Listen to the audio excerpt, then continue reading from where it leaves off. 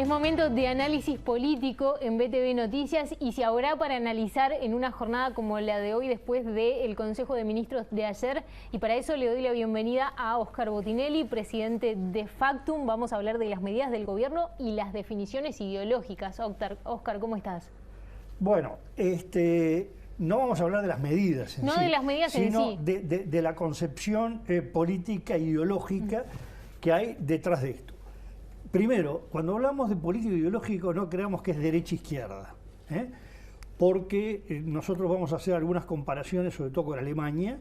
Alemania es un gobierno de centro-derecha, en una coalición que va de centro-izquierda a derecha pura, pero no es un gobierno que se puede decir opuesto ideológicamente a lo que puede ser el gobierno uruguayo.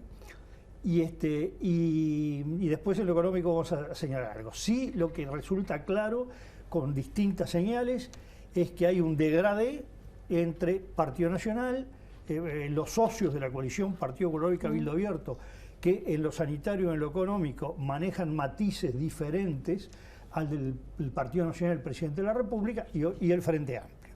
No, tampoco el corte es gobierno-oposición, oficialismo-oposición, ni derecha-izquierda, ni los partidos. Visto así, es claro que acá hay una concepción que es muy importante en que la apelación a la libertad que está en el discurso del presidente en el momento de prestar su compromiso de honor para asumir el 1 de marzo del año pasado, hizo mucho hincapié en el tema de la libertad. Y esto se traduce en una concepción que el Estado toma algunas medidas preventivas, tratando de interferir, hacer más en lo que le corresponde al Estado directamente en su estructura e interferir lo menos posible en el sector privado. Se puede discutir si fue poco, mucho, por qué un sector no, ese es otro tema.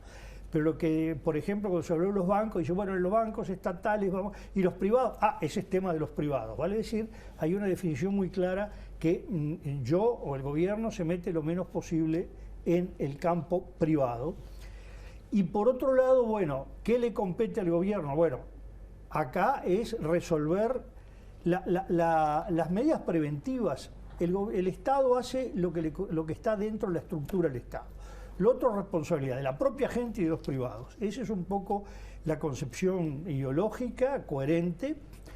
Y el Estado lo que tiene es que el Sistema Nacional Integrado de Salud es ampliar la capacidad de respuesta frente a las afectaciones que provoca la pandemia, particularmente lo más grave, que es lo que tiene que ser asistido por CTI o pre-CTI, digamos, o CTI leve, que sería respiradores sin otro ¿Cuidados tipo de moderados o cuidados intensivos? Sí, no, creo que los dos están dentro de cuidados intensivos. Uno lo que requiere, todos precisan respiradores, pero hay, claro, bueno, hay pero ciertas diferencias. uno basta con el respirador, creo, yo soy politólogo, y otro que requieren ya todo un instrumental más del CTI.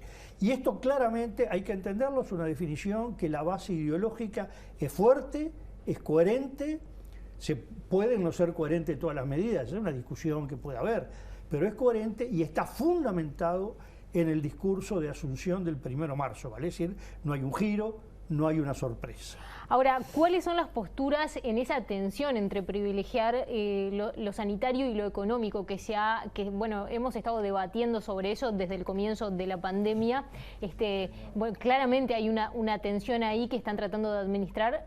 ¿Cuáles serían las posturas entre uno y otro? Bueno, claramente el presidente de la República, el Partido Nacional, tiene el buscar algún tipo de equilibrio, pero que la economía no se dañe.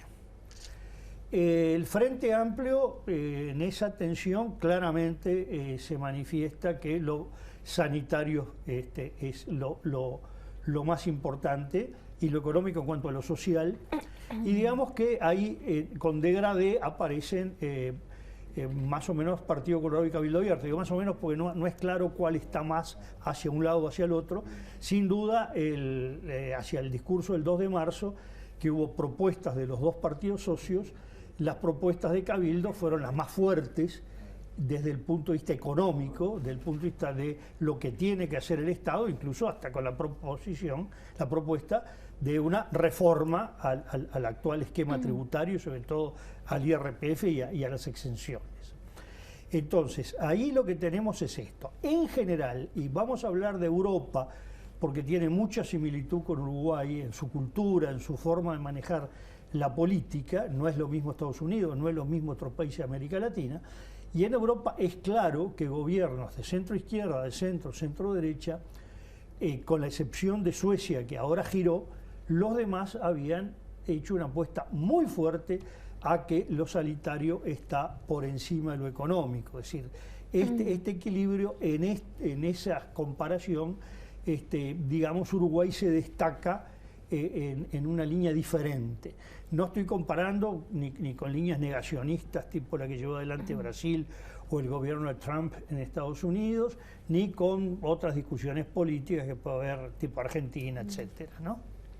Bien, ahora, claro, en ese sentido hay diferentes modelos en cuanto a lo sanitario que se han aplicado en el mundo y como tú bien decías, que no necesariamente tienen que ver con derecha e izquierda. Hay diferentes modelos sanitarios, podríamos resumirlos de alguna manera. Bueno, claro, el modelo sanitario uruguayo está en una punta, es un modelo, digamos, paradigmático, que es el Estado brindar lo que le corresponde más desde el punto de vista de emergencia, de asistencia, de situaciones críticas, de sí tomar algunas medidas, pero esencialmente ir a aconsejar a que el mundo privado desde el punto de vista económico y los ciudadanos por su lado, con su libertad, sean responsables de hacer lo que haya que hacer.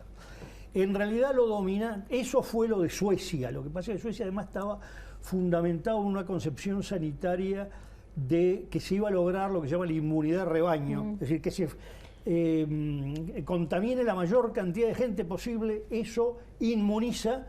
Bueno, fracasó. Que eso fracasó. Fracasó y hubo una polémica muy dura entre dos países muy similares como Suecia y Noruega, que fueron por caminos opuestos. Y la ministra de Salud de Noruega dijo en su momento, el tiempo demostrará cuál de los dos tiene razón. Bueno, quedó claro que no iba por el lado de Suecia. El modelo que domina hoy en gran parte del mundo, lo vemos en Estados Unidos hoy, lo vemos en Europa, lo vimos en Australia, Nueva Zelanda, para hablar de algunos países con los que nos podemos comparar, es lo sanitario está por encima de lo económico. En ese sentido, el gobierno uruguayo, entendido como presidencia de la República y partido del presidente, es el que tiene una visión un poco diferente, que no es dejemos atrás lo sanitario, sino que darle a lo económico un equilibrio con lo sanitario y no desequilibrar contra lo económico a favor de lo sanitario.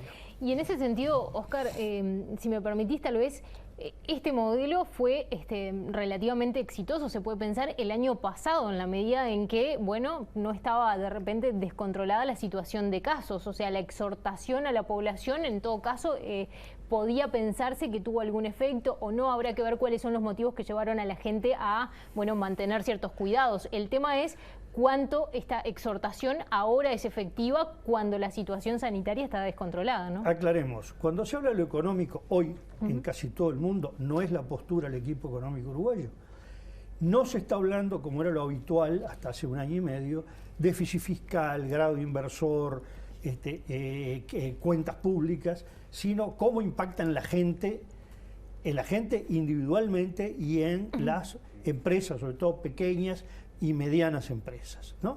Desde ese punto de vista, el año pasado fue muy fuerte el impacto sobre mucha gente, o el que tiene sueldo porque perdió el trabajo, porque está en seguro paro, pero mucho más grave el que trabaja por su cuenta, y ni hablar el que tiene pequeños o medianos comercios, productores rurales, talleres, servicios a domicilio, que la situación ha sido muy fuertemente negativa.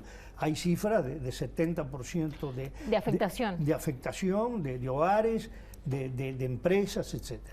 Acá lo que es, yo decía, comparar con Alemania y con Italia. ¿Por qué? Pensemos 10 años atrás, 2008-2011 fue la gran crisis de Europa, 2008 de todo el mundo desarrollado, 2011 solo de Europa. Al frente de Europa como país guía, Angela Merkel, la jefa de gobierno de Alemania. Presidente del Banco Central en todo ese periodo, Mario Draghi, que es el nuevo jefe de gobierno de Italia. ¿Cuál fue la política? El ajuste más fuerte posible, hay que equilibrar las cuentas, hay que reducir los sueldos, reducir las jubilaciones, no importa si se provoca desempleo, la salida va a estar al final del túnel. Con lo cual fue una situación muy difícil para Grecia, pero también para Italia, España, Portugal e Irlanda. Hoy están Angela Merkel al frente de Alemania y Mario Draghi al frente de Italia, los dos impulsores del ajuste, y las frases han sido lo de Draghi: la deuda no externa, la deuda soberana, no hay que preocuparse de ella porque hay que preocuparse de la sanidad. Y Angela Merkel es: no nos preocupemos de los cuidados económicos, sino de esto. Y el ministro de Finanzas de Alemania dijo una frase social cristiano, de derecha, liberal económicamente, una frase muy cruda: hay que derramar dinero, y no porque tengamos la expresión que dicen un corazón sangrante, sino porque solo derramando dinero, que la gente tenga dinero en el bolsillo, la economía funciona. Si no, se tira dinero. Y se está volcando dinero, que lo que vuelca a Europa equivale a si Uruguay volcara $12.000 por habitante. Y Estados Unidos más todavía. Es una cifra muy difícil de pronunciar porque es 1 millón, casi 2 millones de millones. 2 billones en la terminología uruguaya. Entonces, lo que vemos acá es que hay dos concepciones de lo económico. La concepción del equipo económico uruguayo, del presidente de la República, una concepción que claramente hay matices de Partido Colorado y clara discrepancia de Cabildo Abierto, por supuesto también de la oposición del Frente Amplio, es que lo importante acá es la deuda del país y el grado inversor, el investment grade. Mientras que la concepción que se ve en el resto del mundo, estamos hablando del mundo comparable, que está fuera propiamente del Partido Nacional, es que hay que tener una postura diferente. Entonces, acá tenemos matices ideológicos que no es oficialismo-oposición, sino una gradación. No es lo mismo, por supuesto, la posición ni del Partido Colorado ni de Cabildo con la del Frente Amplio. En algún caso el de Cabildo es más duro, porque propone cambiar la reforma tributaria que hizo el Frente Amplio, gravando más a los capitales y menos al trabajo. Es decir, es muy fuerte el planteo. Pero estamos sí ante una discusión donde lo que es claro que el presidente de la República y su partido son muy coherentes en lo que han sostenido desde el 1 de marzo, pueden no serlo en alguna medida concreta, bueno, eso es aplicable a todos, pero que lleva una línea, digamos, muy diferente a la que se está viendo en otras partes del mundo comparable con Uruguay. Óscar, gracias por esta semana. No, por favor, hasta la semana que viene. Nosotros vamos a hacer una tanda y ya seguimos con más BTV Noticias.